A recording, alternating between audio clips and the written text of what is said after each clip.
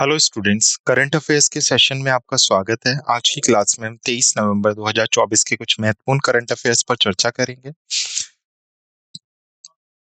जो exam point of view से काफी इंपॉर्टेंट करंट अफेयर्स हो सकते हैं। तो शुरू करते हैं इंपॉर्टेंट करंट अफेयर्स जो 23 नवंबर 2024 से रिलेटेड है।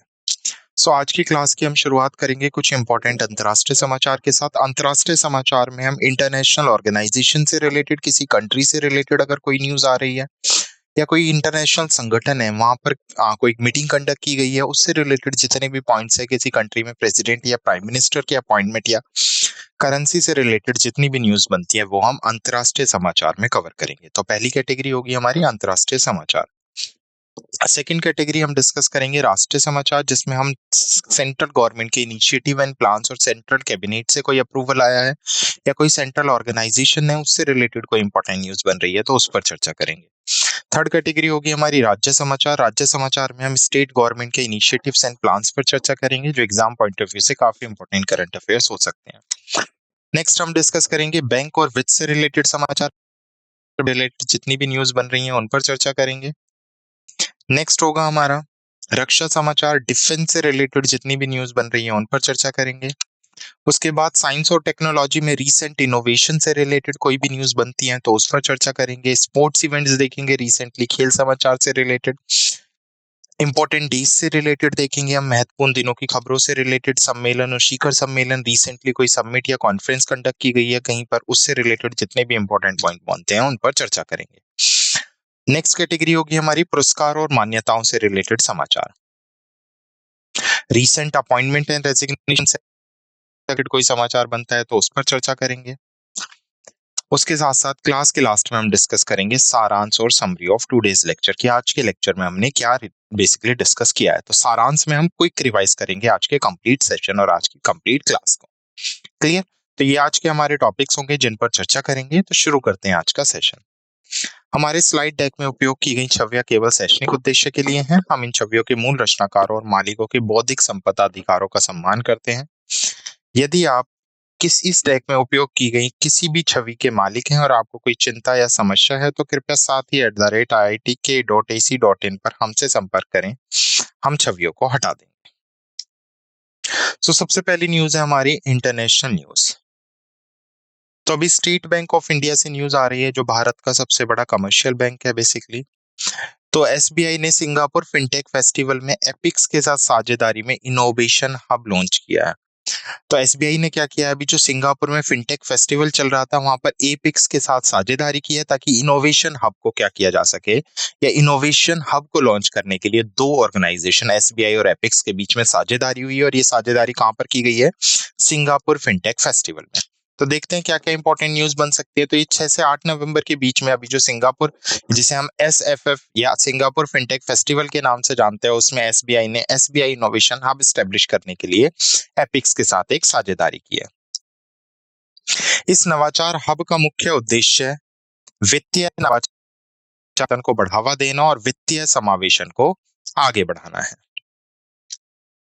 तो यह फिनटेक स्टार्टअप और नव प्रवर्तकों की एसबीआई की 250 प्लस वित्तीय सेवाएं एपीआई का उपयोग करके अगली पीढ़ी के वित्तीय समाधान डिजाइन के लिए एक मंच प्रदान करता है। मंच प्रतिभागियों को पहचान प्राप्त करने, आधिकारिक साझेदारी के लिए प्रतिस्पर्धा करने और पूरे भारत में लाखों उपयोगकर्ताओं तक पहुंचने में सक्षम भी बनाता है। तो यहाँ पर दोनों ऑर्गेनाइजेशंस के बीच में आपको याद रखना है कि एसबीआई ने किसके साथ साझेदारी की है, या एसबीआई और एपिक्स के बीच में कहां पर इनोवेशन हब लॉन्च करने के लिए साझेदारी की गई। तो सिंगापुर फिनटेक फेस्टिवल में। क्लियर है न्यूज? चलो, तो ये न्यूज डिस्कस की हमने। इंटरनेशनल लेवल पर जो न्यूज बनी है, इंडिया और एक इंटरनेशनल ऑर्गेनाइजेशन के बीच में जो टाइप हुआ है उससे रिलेटेड। आगे बढ़ते हैं। नेक्स्ट है हमारी नेशनल न्यूज। तो अभी हमारा जो डिपार्टमेंट ऑफ पोस्ट है, जिसे हम डाक विभाग के नाम से जानते हैं, उसने सिकल सेल उन्मूलन 2047 पे एक स्मारक डाक टिकट जारी किया। तो सिकल सेल अनीमिया, इसके इरेडिकेशन के लिए, इसके उन्मूलन के लिए, देखो जब सरकार ने 2023 का बजट रखा था, या 2023 के बजट में भी सिकल सेल अनीमिया का डिस्कशन किया था, जिसमें 2047 तक भारत को सिकल सेल अनीमिया से खत्म करना है, सिकल सेल को का उन्मूलन करना। अब ये सिकल सेल है क्या? बेसिकली ये एक तरह की बीमारी होती है जिसमें ये एक जेनेटिक डिसीज भी होती है, जिसमें जो हमारी रेड ब्लड सेल्स हैं उनका साइज कम होता जाता है और धीरे धीरे वो खत्म होती जाती है। तो उसी के उपलक्ष्य में लोगों को अवेयरनेस फैलाने के लिए हमारे डाक विभाग ने सिकल सेल उन्मूलन 2047 पहल के तहत 5 रुपए मूल्य का एक विशेष स्मारक डाक टिकट जारी किया है। तो मध्य प्रदेश के राज्यपाल है जिनका नाम क्या है, मंगूभाई पटेल, और मुख्यमंत्री है मोहन यादव, उनके द्वारा इस टिकट का अनावरण किया गया। डाक टिकट में विशेष रूप से आदिवासी क्षेत्र में सिकल सेल अनीमिया के प्रति जागरूकता और उन्मूलन का प्रतीकात्मक चित्रण है। उसके अलावा अगर मैं बात करूं इस पहल का उद्देश्य क्या है, जैसा मैंने अभी बताया 2047 तक हमें सिकल सेल अनीमिया को क्या करना है, समाप्त करना है, जिससे राष्ट्रीय सिकल सेल अनीमिया उन्मूलन मिशन द्वारा समर्थित किया गया है। क्लियर, आगे बढ़ते हैं। नेक्स्ट देखिए, नेशनल न्यूज है नेक्स्ट हमारी। तो आयुष्मान भारत व्यय वंदना कार्ड ने लॉन्च के 3 सप्ताह के भीतर 10 लाख से अधिक नामांकन का मील का पत्थर हासिल किया है। अब आयुष्मान भारत हम सबको पता है जो भारत में लोगों को फ्री हेल्थ फैसिलिटीज प्रोवाइड करता है। तो उसी के तहत एक व्यय वंदना कार्ड लॉन्च किया गया था जिसमें अब 70 साल से ऊपर के लोग भी अपने आप को रजिस्टर करा सकते हैं। एक तरह का ये हेल्थ इंश्योरेंस है। तो उसी की बात हो रही है कि 3 सप्ताह के अंदर अंदर 10 लाख लोगों ने, 70 साल से ज्यादा के लोगों ने नामांकन किया है। तो प्रधानमंत्री नरेंद्र मोदी जी द्वारा 29 अक्टूबर 2024 को शुरू की गई ABVVC आयुष्मान भारत जन आरोग्य योजना के तहत मुफ्त स्वास्थ्य लाभ प्रदान करती है। योजना का मुख्य उद्देश्य है कि 6 करोड़ वरिष्ठ नागरिकों को मुफ्त स्वास्थ्य सेवा प्रदान करना, जिसमें 4.5 करोड़ परिवार शामिल हैं। तो इसका मुख्य उद्देश्य क्या है, 70 वर्षों से अधिक की लगभग 4 लाख महिलाओं ने भी ABVVC के तहत नामांकन किया। नेक्स्ट स्टेट से न्यूज है। बेसिकली अभी मेघालय ने क्या किया है, मेघालय के शिलोंग में शिलोंग चेरी ब्लॉसम फेस्टिवल के तहत लीजेंड का वर्ष मनाने की तैयारी चल रही है। तो यहाँ से चेरी ब्लॉसम फेस्टिवल पूछ ले तो कहां पर सेलिब्रेट किया जाता है, शिलोंग का चेरी ब्लॉसम फेस्टिवल है जिसे ईयर ऑफ लेजेंड के नाम से सेलिब्रेट किया जाएगा नवंबर 15 टू 16। तो आज जो रिम्बोग शिलोंग के RDSA स्पोर्ट्स कॉम्प्लेक्स में आयोजित किया गया था, उसमें अंतरराष्ट्रीय सितारे और स्थानीय प्रतिभाओं के प्रदर्शन भी शामिल रहे।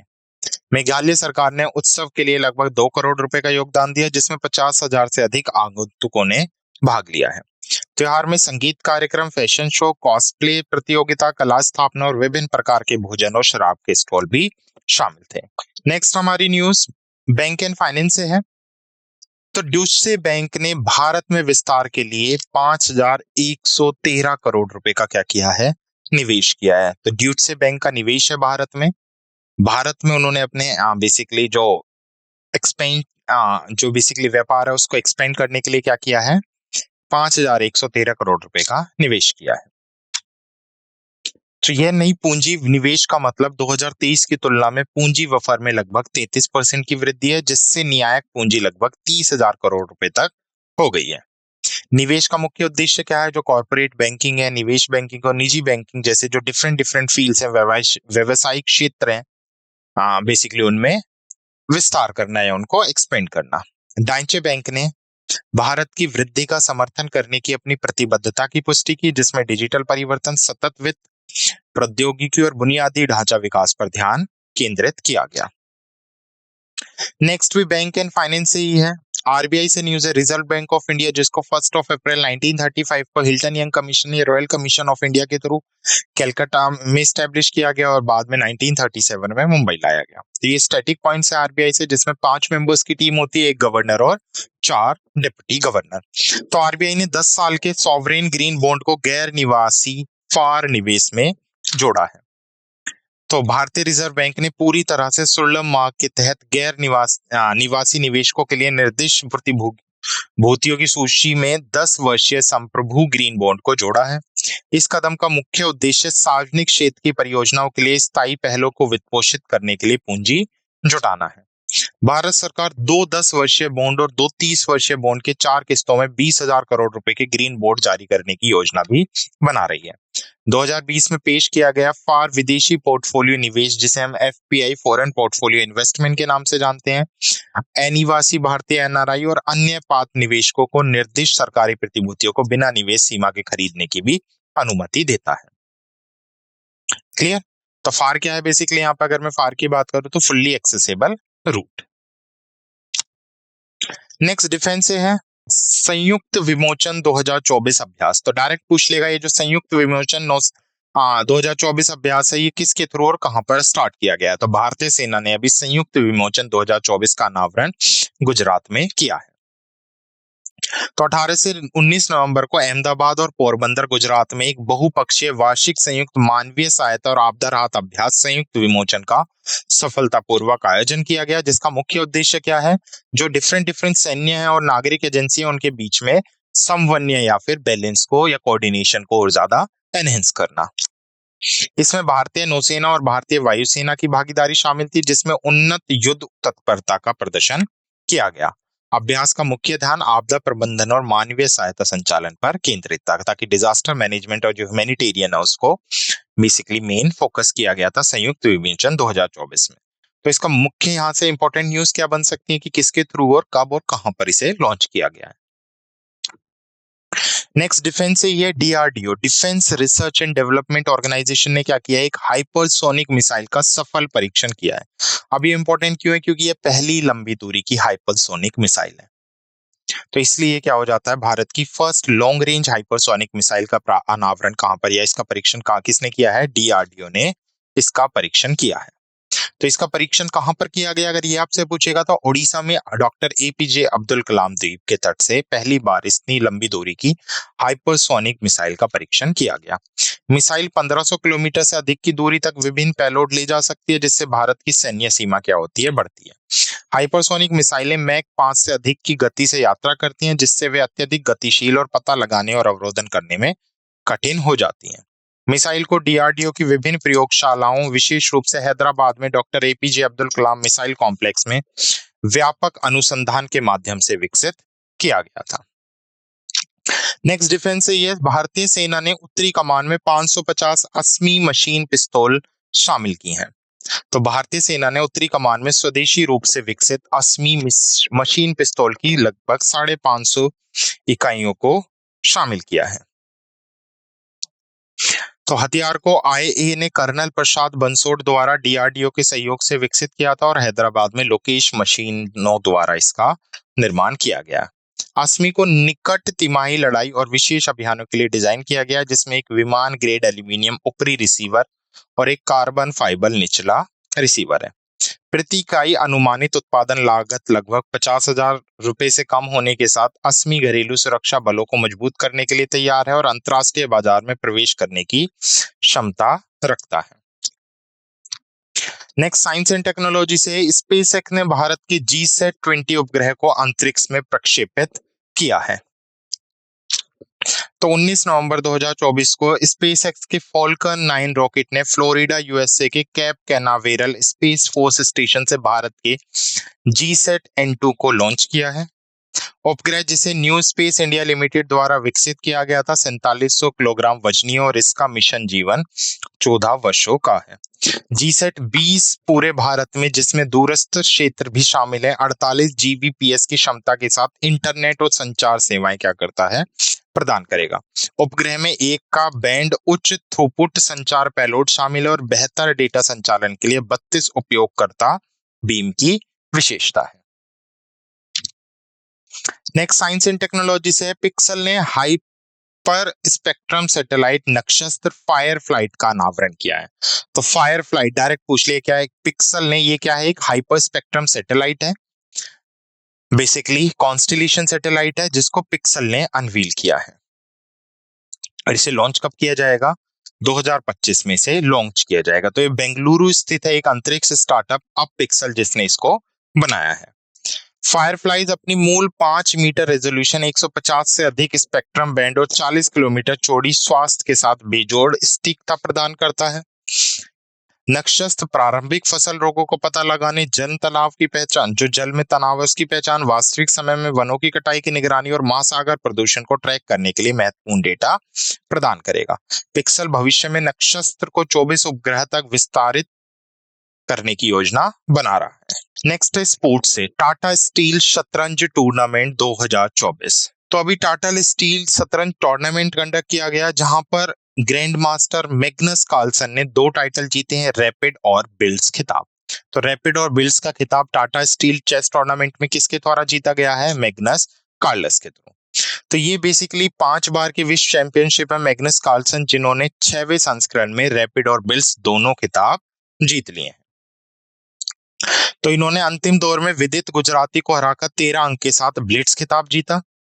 उसने ओपन श्रेणी में 7.5 अंकों के साथ दानिव डुवोव को हराकर रैपिड खिताब जीता है। महिला श्रेणी में रूसी ग्रैंड मास्टर अलेक्जेंड्रा गोयानचिकनी ने रैपिड खिताब जीता और कैटरीना लागरो ने ब्लिट्ज खिताब जीता है। तो यहाँ पर ये 3 पर्सनैलिटीज हैं जिससे याद रखना है, मैग्नस कार्लसन, अलेक्जेंड्रा और कैटरीना, तीनों का आपको याद रखना है। नेक्स्ट है इंपॉर्टेंट डेज से न्यूज है। डाक विभाग ने एमवीसी की 121वीं वर्षगांठ के उपलक्ष्य में विशेष कवर क्या किया है? जारी किया है। एमवीसी क्या है? Madras veterinary college. तो अभी डिपार्टमेंट ऑफ पोस्ट ने क्या किया है? मद्रास वेटरनिटी कॉलेज की 121वीं वर्षगांठ के उपलक्ष्य में एक विशेष बेसिकली कवर जारी किया है।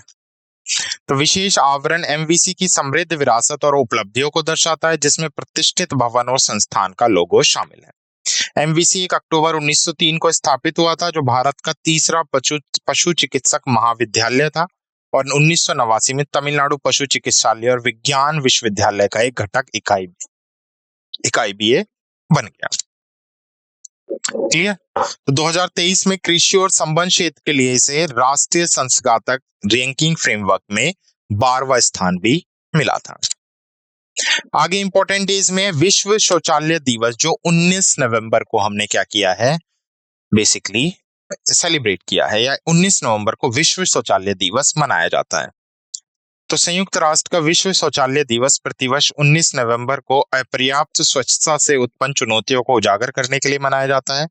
इस बार की थीम रही है शौचालय शांति का स्थान है। स्वच्छता से संबंधित सार्वजनिक स्वास्थ्य, पर्यावरण और गरिमा के मुद्दों पर ध्यान आकर्षित करना इस दिन का मुख्य उद्देश्य है।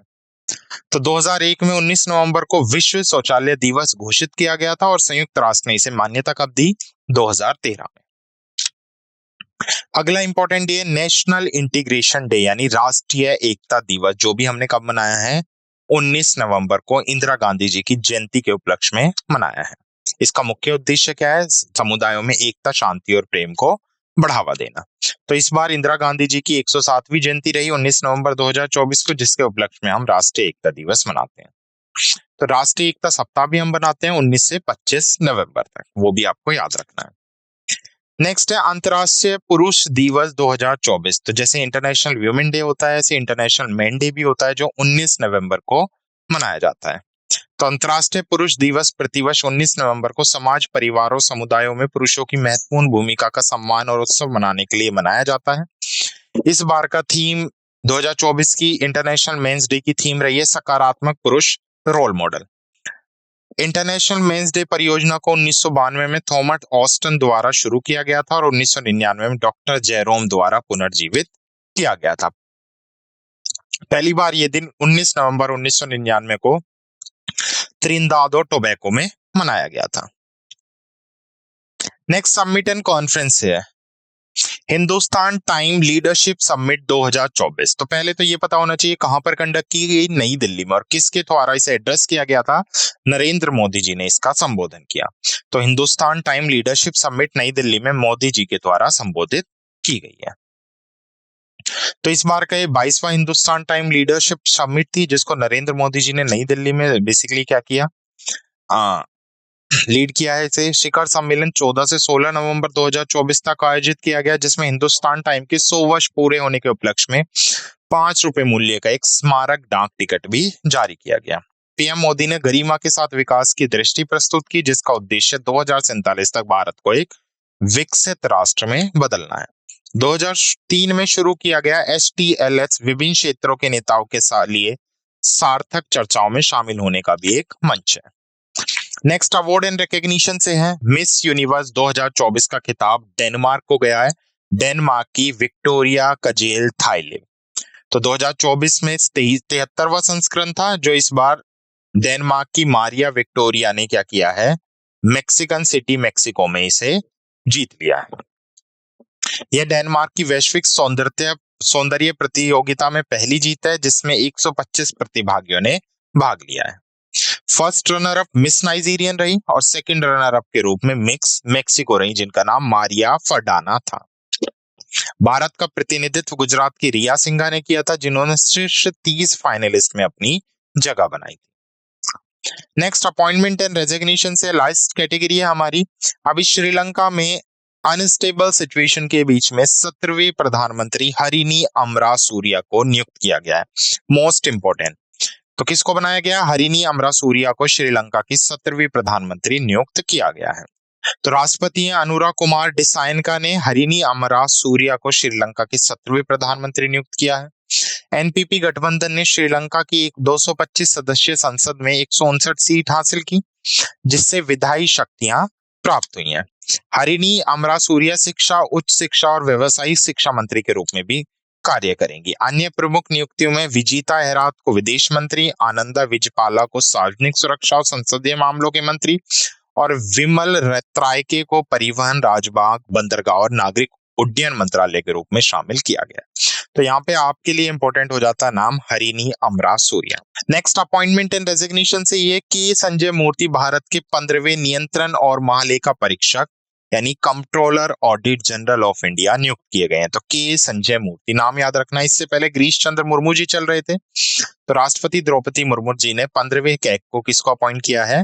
के संजय मूर्ति। तो ये भारत के जो फंड्स होते हैं सेंट्रल और स्टेट गवर्नमेंट्स के, उनके फंड्स को ऑडिट करता है और रिपोर्ट प्रेसिडेंट को सबमिट करता है और प्रेसिडेंट उसे बेसिकली जो लेखा जोखा समिति है पार्लियामेंट में उसके सामने प्रत्यक्ष पेश करती है। तो गिरीश चंद्र मुर्मू जी को इन्होंने रिप्लेस किया है और 2029 तक ये इस पद पर बने रहेंगे। तो इस नियुक्ति से पहले संजय मूर्ति ने शिक्षा मंत्रालय के उच्च शिक्षा विभाग के सचिव के रूप में भी कार्य किया है। तो उन्होंने हिमाचल प्रदेश राज्य सरकार और केंद्र सरकार में कई महत्वपूर्ण प्रशासनिक पदों पर भी कार्य किया है। तो के संजय मूर्ति मोस्ट इंपॉर्टेंट नेम होता है कंपटीशन। क्लियर? तो ये थे 23 नवंबर 2024 के कुछ महत्वपूर्ण करंट अफेयर्स जिन पर हमने चर्चा की। तो एक बार क्विक रिवाइज कर लेते हैं सेशन की, आज की क्लास में हमने क्या क्या डिस्कस किया है। तो शुरुआत करी थी हमने अंतरराष्ट्रीय समाचार के साथ, जिसमें हमने एसबीआई की और एपिक्स की सिंगापुर फिनटेक फेस्टिवल में पार्टनरशिप देखी। राष्ट्रीय समाचार में हमने सिकल सेल एनीमिया को इरेडिकेशन करने के लिए 2047 तक डिपार्टमेंट ऑफ पोस्ट ने एक पोस्टेज स्टैंप लॉन्च किया है और उसके साथ साथ वय वंदना कार्ड ने 10 लाख एनरोलमेंट 3 हफ्ते के अंदर अचीव कर लिए हैं। राज्य में हमने देखा था लीजेंड्स का वर्ष Meghalaya Shillong cherry blossom festival के रूप में तैयार किया गया। बैंक और वित्त में हमने देखा था डाइचे बैंक ने भारत में इन्वेस्टमेंट किया और आरबीआई ने गैर निवासी FAR निवेश में 10 साल के सॉवरेन ग्रीन बॉन्ड जोड़े हैं। डिफेंस में हमने संयुक्त विमोचन 2024 के बारे में डिस्कस किया और डीआरडीओ के द्वारा भारत की पहली लंबी दूरी की हाइपरसोनिक मिसाइल का सफल परीक्षण उड़ीसा में किया गया और भारतीय सेना ने उत्तरी कमान में 550 असमी मशीन पिस्तल पेश किए। उसके बाद साइंस एंड टेक्नोलॉजी से हमने देखा था स्पेसएक्स ने भारत के GSAT-20 उपग्रह को अंतरिक्ष में लॉन्च किया है और पिक्सल ने हाइपर स्पेक्ट्रम उपग्रह नक्षत्र फायरफ्लाइज का अनावरण किया। स्पोर्ट्स में हमने टाटा स्टील शतरंज टूर्नामेंट से देखा था, विजेताओं की लिस्ट देखी थी जिसमें मैग्नस कार्लसन मोस्ट इंपोर्टेंट है, रैपिड और ब्लिट्ज दोनों का खिताब जीता है। इंपॉर्टेंट डे में डाक विभाग ने MVC की 121वीं वर्षगांठ के उपलक्ष्य में विशेष कवर जारी किया। विश्व शौचालय दिवस, राष्ट्रीय एकता दिवस और अंतर्राष्ट्रीय पुरुष दिवस। शिखर सम्मेलन में हिंदुस्तान टाइम लीडरशिप समिट देखी जो दिल्ली में आयोजित की गई और नरेंद्र मोदी जी ने संबोधित किया। पुरस्कार में हमने देखा अवार्ड्स में डेनमार्क की विक्टोरिया केजे थिलविंग मिस यूनिवर्स 2024 बनी है। और लास्ट थी हमारी नियुक्तियों से, जहां पर हमने 2 देखी, श्रीलंका की प्रधानमंत्री हरिनी और भारत के कंट्रोलर ऑडिट जनरल नियंत्रण महालेखा परीक्षक के संजय मूर्ति को बनाया गया। तो ये थे कुछ इंपॉर्टेंट करंट अफेयर्स जिन पे हमने चर्चा की। आशा करता हूं आपको सेशन पसंद आया होगा। धन्यवाद।